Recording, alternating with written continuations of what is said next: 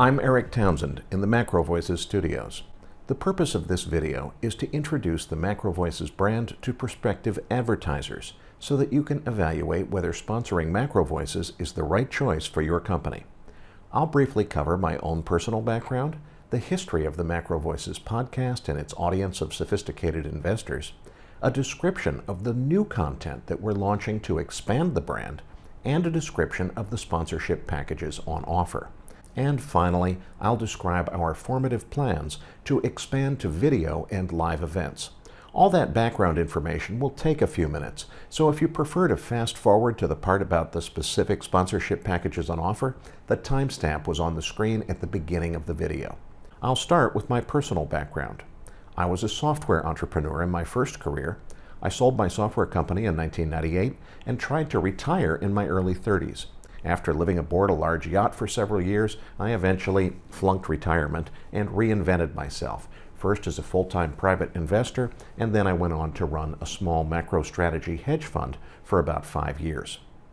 The MacroVoices podcast was first conceived when I was running that fund, so everything about it was designed to appeal to high net worth individuals, family offices, and other sophisticated, accredited investors who are qualified to invest in hedge funds. There are literally thousands of investment-related podcasts on the internet, the vast majority targeting retail investors and, quite frankly, only offering retail-level sophistication. MacroVoices is unique in that we target professional finance and very sophisticated, accredited retail investors. In fact, the one request that we make of all of our feature interview guests is that they not dumb it down to a retail level.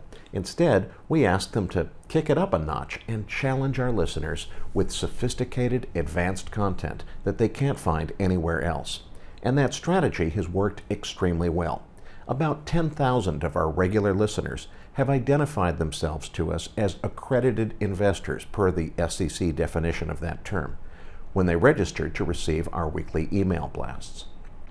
Since most accredited investors are hesitant to identify themselves as accredited for fear of being marketed to, and because less than half of all of our listeners have even registered for our emails, we estimate the total accredited audience to be at least 20,000 accredited investors.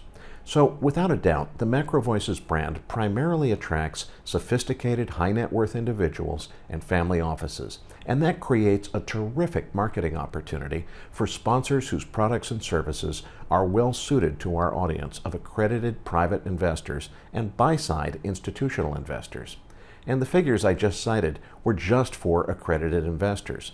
The PodTrack independent podcast measurement service reports that MacroVoices has a total unique monthly audience of about 130,000 listeners, of which half are in the United States and the remainder are scattered all around the globe. Our flagship MacroVoices podcast consistently receives about 40,000 unique weekly downloads. The figures I've cited were for our flagship MacroVoices podcast only. After including all of the other new content that we've launched, PodTrack reported a total of just over 410,000 unique downloads for the month of May 2019. That figure does not include YouTube views, which account for about 10% more unique monthly downloads, bringing the total to well over 450,000 unique monthly downloads. We expect these figures to increase considerably as we continue to develop and introduce more new content. When I closed my hedge fund last year, I briefly considered shutting down the podcast since it would no longer serve its original marketing purpose, but I couldn't bring myself to do it because of how amazed I've been by the degree of brand loyalty that we've built over the last 3 years. Here's a perfect example. Last summer, when my co-host who lives in Toronto heard that I would be visiting Toronto on holiday, he suggested that we organize a one-day live event for our Toronto listeners. We never even spoke to any hotel about a group rate because it never even occurred to us that anyone in their right mind would actually get on an airplane and travel to Toronto just to go to a one-day get-together organized on a whim by a couple of podcast producers.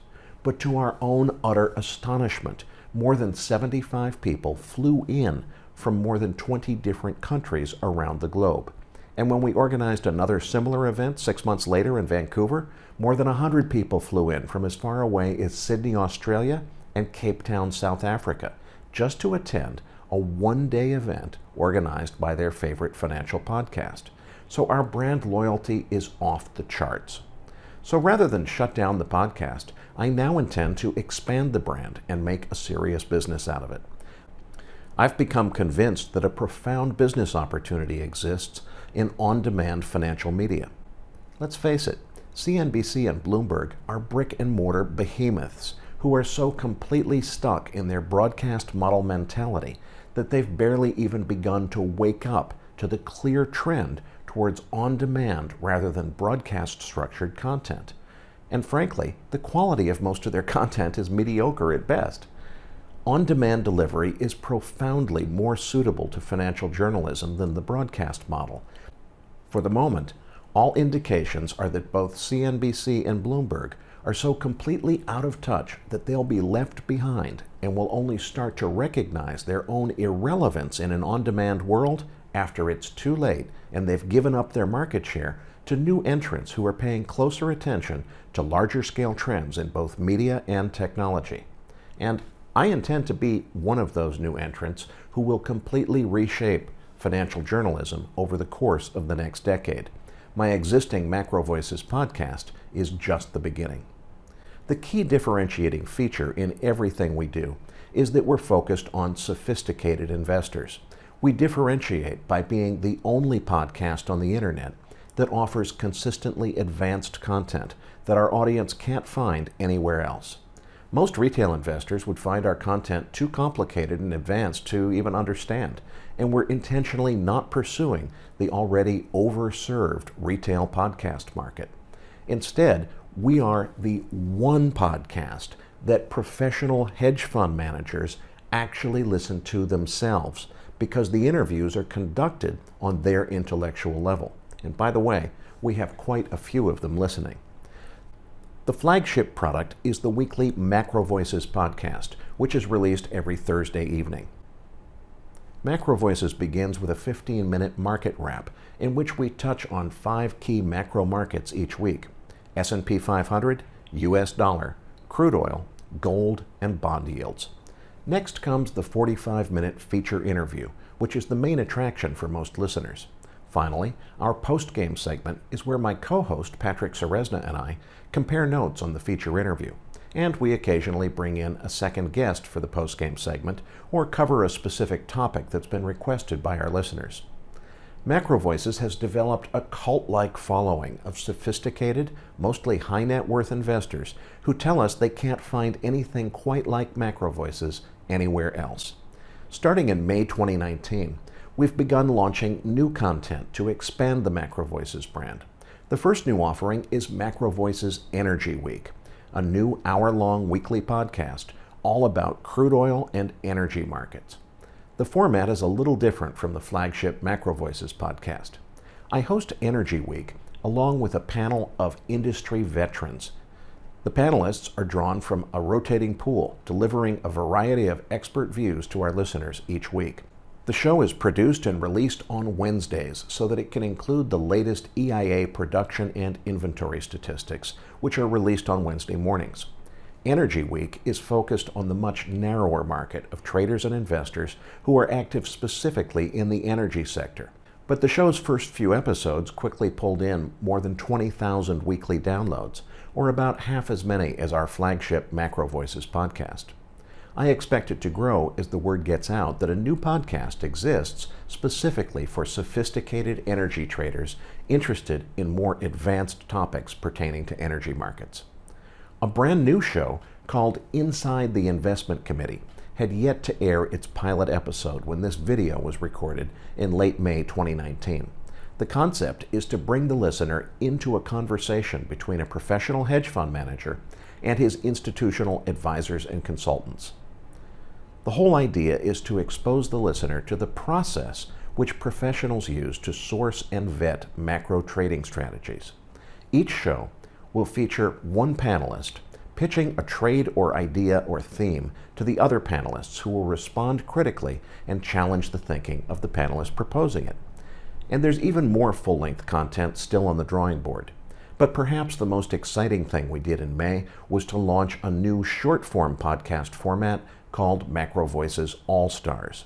The concept was born when our listeners kept requesting that certain very popular guests be brought back onto the MacroVoices program. Now, if we honored all of these requests to bring back our listeners' favorite guests, we'd never get anyone new onto MacroVoices. So instead, we launched these new short-form podcast episodes, which are only 15 to 20 minutes long. The whole idea is to deliver more frequent updates from our listeners' favorite personalities in between their less frequent full-length feature interviews on the flagship MacroVoices podcast. Our intention is to release one new All-Stars short-form podcast every single trading day, and they're already getting rave reviews from our audience.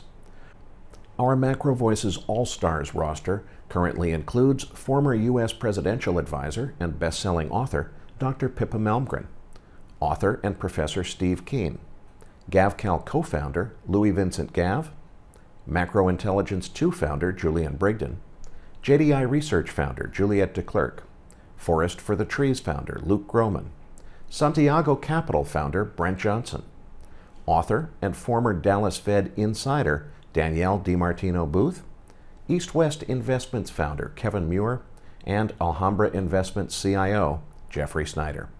These personalities are all favorites with our audience, making the new short-form format super popular. We only launched this new format a few weeks ago, and already the new All-Stars episodes are turning in upwards of 25,000 unique weekly downloads each. Now let's get down to brass tacks and talk about the sponsorship opportunities that are actually on offer. There are a few industry standards and best practices in the podcast sponsorship world, and for the most part, I've followed them.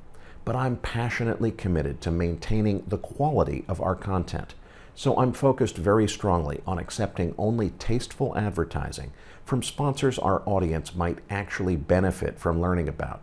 So if you're pushing whole life insurance or variable annuities or mail-order erectile dysfunction medications, look, MacroVoices is just the wrong platform to promote those kinds of products. And quite frankly, we're not interested in your business at any price. On the other hand, if your product actually appeals to high net worth and very sophisticated investors and is something that our audience might actually want to learn about, MacroVoices offers you a truly unique opportunity to reach an incredibly loyal audience with a higher concentration of high net worth private investors and family offices than any other podcast on the internet could possibly deliver. Research has shown that podcast advertising is most effective when the show host reads the sponsor message on the air personally without the use of a professional announcer. And for the sake of maintaining the quality of our programming, that's the only style of advertising that we're offering. So here's my elevator pitch to prospective sponsors. Wall Street Week with Louis Rukeyser was made possible by sponsorship from MFS, providing mutual fund services to institutional investors. Now look, that was from memory, and it was more than 35 years ago that I used to hear that one-sentence message repeated just once every week back when I was a teenager, and I still remember it today. So that kind of tasteful, understated advertising really is effective, and I'm convinced that it will be far more effective with my audience than the screaming announcer style favored by some advertisers. Some podcasters sell individual ad spots, but in order to maintain the quality of the program, I'm bundling multiple impressions per episode to keep the total number of advertisers to a minimum. Accordingly, we're offering just 2 sponsorship options for our full-length episodes: primary sponsors and additional sponsors.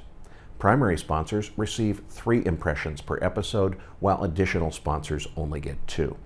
The primary sponsor package includes a 10-second mention of the sponsor's name and a tagline at both the beginning and end of each episode, plus a 60-second mid-roll ad spot, which interrupts the flow of the podcast at a strategic point, such as the beginning of the feature interview, in order to achieve maximum effect. My intention is never to accept more than 2 primary sponsors per episode, meaning that the 75-minute podcast will never have more than 2 mid-roll advertisements, which interrupt the flow of the content. And since I'll be reading the sponsor messages personally, they need to be tasteful, and the product or service on offer has to be something that I can be persuaded at least some of our audience truly wants to learn about. We've already said no thanks to a few advertisers offering products and services I didn't feel were consistent with the character of our programming. There are a couple of variations on the primary sponsor theme. For 1.5 times the primary sponsor ad rate, you can opt for exclusive status, effectively buying out the other primary sponsor slot so that you become the exclusive mid-roll advertiser for that episode. That 1.5x rate also gets you an upgrade from the usual 60-second mid-roll spot to your choice of either one extended 90-second message or 2 separate 45-second mid-rolls. And finally, for double the primary advertiser rate, you can buy out the entire episode. So you get 2 separate 60-second mid-rolls, and we'll also eliminate any additional sponsors from that episode so that you are the exclusive advertiser for the entire episode. The additional sponsor package is the same thing as the primary sponsor package without the mid-roll. It only includes the 2 10-second sponsor name and tagline spots bookending the episode. This is intended for sponsors who are satisfied to get their name and a short tagline onto the episode without needing a full ad spot. It was conceived specifically for hedge funds, which are legally prohibited from advertising their fund offerings per se, but whose sponsorship, absent explicit advertising, will help to build goodwill with our very large accredited investor community. And because it only includes the short bookend spots, it's offered at a much lower CPM rate than our primary sponsor packages. Our new short-form podcasts offer sponsors a particularly effective opportunity to sponsor an entire episode on an exclusive basis for a relatively low cost, thanks to the much shorter episode duration. The primary product offering here is MacroVoices All-Stars, the series I described earlier featuring our most popular interview guests, and we're already designing even more short-form content for future introduction. The big advantage to the short-form format for advertisers is the much lower cost for fully exclusive sponsorship of an entire episode. We only allow 1 advertiser per episode, and they get 2 impressions, a 10-second name and tagline at the beginning of the episode, plus a full 30-second product description at the end of the episode. There is no mid-roll because the short-form content format doesn't really permit it. Instead, we'll make you the exclusive advertiser and extend the post-roll spot to a full 30 seconds to allow time for a full description of your product or service. Sponsorship for specific podcast programs such as MacroVoices, Energy Week, All-Stars, and so forth is priced per episode with a guaranteed minimum number of impressions consistent with industry norms. But for advertisers whose services are a match for all of our listeners, we're also offering a more innovative all-content sponsorship package. The idea here is that we agree on how many total impressions you want to buy, and then we'll deliver that number of impressions by scheduling your sponsorship message into and across all of our content, wherever we have spare capacity. This allows us to offer you a discounted CPM rate since it permits us to spread your advertising sponsorship across all of our different content offerings wherever it fits. In other words, a better deal for both parties. And of course, all of this is described on our rate card. Just email me at info@macrovoices.com and I'll be happy to send you the rate card in PDF format. By now, you're probably curious about the MacroVoices virtual TV studio, where I'm producing this video right now. To be clear, MacroVoices is currently an audio-only podcast brand. Our content is offered through iTunes and all the other popular podcast players. And we're also on YouTube, but the YouTube version has no substantial video content. Headshots of the participants are visible on the screen, but that's about it, for now at least.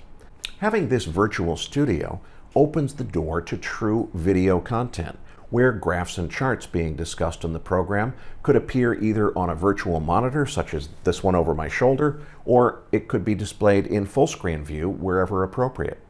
But after doing quite a bit of research, I've put video content on hold, at least for now, for several reasons. First and foremost, our listeners are busy people, and they consistently tell us that they enjoy listening to MacroVoices at the gym, or in the car while driving, or while doing other things. There's already another startup offering on-demand video for finance on a paid subscription basis.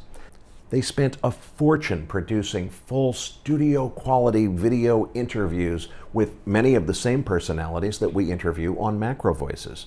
But the very first thing their paying subscribers told them was that they wanted an option to just download the audio.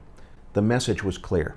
The audience is mostly busy people who don't have time or interest in sitting down and watching something on television.